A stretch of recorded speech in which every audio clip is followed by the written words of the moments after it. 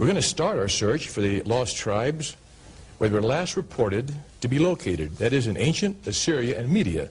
Now, this is in northern modern Iraq and Iran. Our first clue to the ultimate fate of the lost tribes was found by the archaeologists in excavating the Assyrian Royal Library at Nineveh. That is in the ruins of the palace of Sargon II.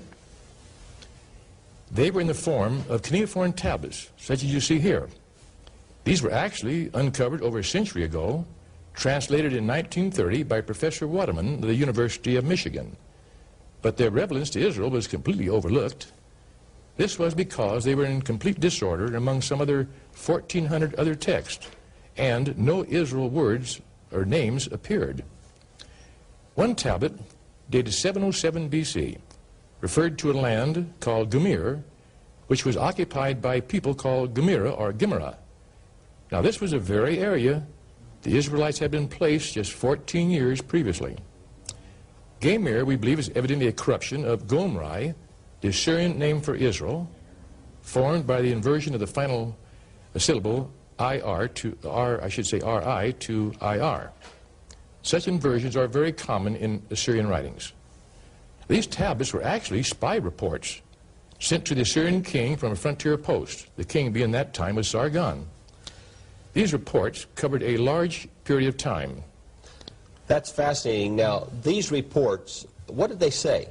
Well, among other things, they reported that the exiled Israelites were not slaves. They were actually freemen, had their own homes, their cities, towns, engaged in various activities. They had agriculture, manufacture.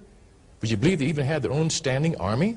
Now, this sounds strange, but consider the fact why were the Israelites in Assyria. Now, Assyria in the past, anytime they occupied, I should say, subjected an area, they merely sent their overseers there to extract a tribute and so on. But with the Israelites, this is an exception. They brought these men up to Assyria to act as buffers around the borders of the country. In other words, evidently they were fierce fighters in those days. What do you mean, buffers? Well, for instance, any outside invasion coming directed toward Assyria, they'd have to penetrate first through the Israelite lines. That means the Israelites would have to fight for their lives, either repulse the enemy or at least, you might say, weaken them before they got to Assyria proper. Now, we can prove this because one series of tablets reported the invasion of Urartu. The king of Urartu came against Assyria, and they had to penetrate first through the Israelites. Now, one of the tablets makes it very clear the Israelites put up resistance, they fought, actually repulsed the armies, and then turned around and invaded Urartu in exchange. In fact, they not only captured or killed, all their army commanders, even sacked the country. Now, archaeologists had known for years that capital of Urartu had been sacked and destroyed. They never knew who did it. Now the tablets for the first time reveal these were Israelites that did it. It's fascinating. You know, it makes sense, too, that they would set them there because, in other words, if there's an invading army, they're going to have to come through their land, so they've got to defend their own land that they're working, their families, and that type of thing. That's interesting.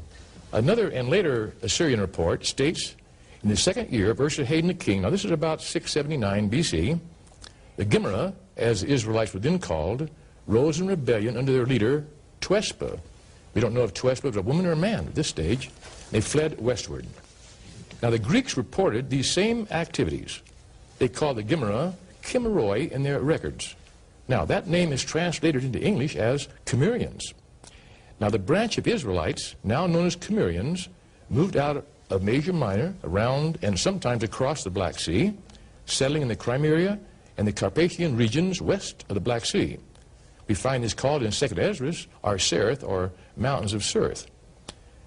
Now later, when Babylon conquered the Assyrian Empire, this is about 612 BC, they then invaded that part of Media where the Israelites, or Gimera, that had not escaped, were still there, and settled. And that, of course, drove the Gimera out of their area, some of them moving up through the Caucasus, through what we call today the Pass of Israel. I should say that some historians refer to that as the Pass of Israel. Others moved around the east of the Caspian Sea and became known as Iskuzi, a name very easily derived from Isaac. Then these tablets that allow us to learn these things really provide a very valuable archaeological clue, don't they? Yes, they do. There's another major clue to tracing the lost tribes of Israel. Is found on the side of a hill in northern Persia. It's in inscribed writings about 300 feet above the base of the mountain, the hill. Now, the inscriptions were actually carved in Akkadian, Elamite, and Old Persian languages. All three told the same story. The inscriptions show that the Babylonian name Gimra was written Saka on the Persian inscription, proving that the Gimra and the Saka were the same people. Now, the Greeks called these Scythians, I should say they called the Saka, Scythians in all their records. This is the first mention of the word Scythian. It's also interesting to note that the various names of Gimra are called all have the same root, SK, as Isaac. Now, before the tribes went into exile, they called themselves the house of Isaac. You can find this in the Bible in Amos 4, verses 7 and 16, I believe. Archaeology has not only identified these Scythians as members of the lost tribes of Israel, but for the first time provided us with realistic, lifelike pictures of what the ancient Hebrews people looked like. Now, unlike the stylized pictures we see the Egyptians made and formalized or stylized stone carvings made by the Babylonians and Persians, excavated from Scythian tombs north of the Caucasus are found skillfully made gold work showing the everyday life of the Scythians. Here, two Scythian horsemen are astride their horses. Two Scythians here are fighting back to back using bows and arrows. Now, this reminds us of the little tribe of Benjamin that had, according to the Bible, 280,000 men of valor that bore shields and drew the bow. Now, to continue tracing the Israelites, under pressure from the Medes and the Persians, the Scythians, now this is the eastern branch of the Israelites, they migrated north of the Black Sea, coming into collision with the Cimmerians. Now, the Cimmerians, I consider them the western branch of the Israelites. These people had settled in the Carpathian regions. Now, the kinship lost during the passing centuries, ensuing battles, ended with the Cimmerians being pushed out of that area, and they moved westward. The Cimmerians then broke into two major groups. The larger part migrating up the Danube River Valley, arriving at its source in South Germany between 600 and 100 BC. Now, Roman historians, they call these people Celts. This is the first mention now of the word Celt. A small group moved into the sparsely inhabited regions of the Baltic, but the Romans called them by the abbreviated name of Cimbri. Now, between the 4th and 1st centuries BC, the Sarmatians, now these are a mixed non-Israelitish people, we believe partly Iranian, were pushing westward. They finally moved into the area of the then prosperous Scythian nation. Continuing warfare then drove the Scythians out of their land, as they had done the Cimmerians, and the majority northward toward the Baltic areas. Now, by the end of the 2nd century BC, we find only two small pockets of Scythians left on the shores of the Black Sea. Now, the Scythians, in turn, pushed the Cimbri westward to Jutland and the coast of Holland. Now, during this period of time, the Celts were expanding in all directions, many of them pouring into Britain to form the bedrock of the British race. About 3000 BC, some of the Celts invaded Italy and sacked Rome. Others migrated back into Asia Minor, where they were called Galatians by the Greeks.